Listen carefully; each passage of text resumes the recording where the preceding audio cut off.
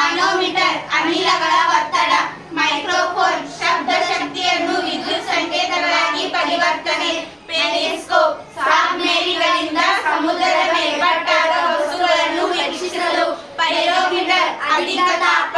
radar ಹಾರಾಡುವ ವಸ್ತುಗಳನ್ನು ಪತ್ತೆ ಹಚ್ಚಲು, ರೇನ್ ಗೇಜ್ ನಿಗದಿತ ಪ್ರದೇಶದಲ್ಲಿ ಬಿದ್ದ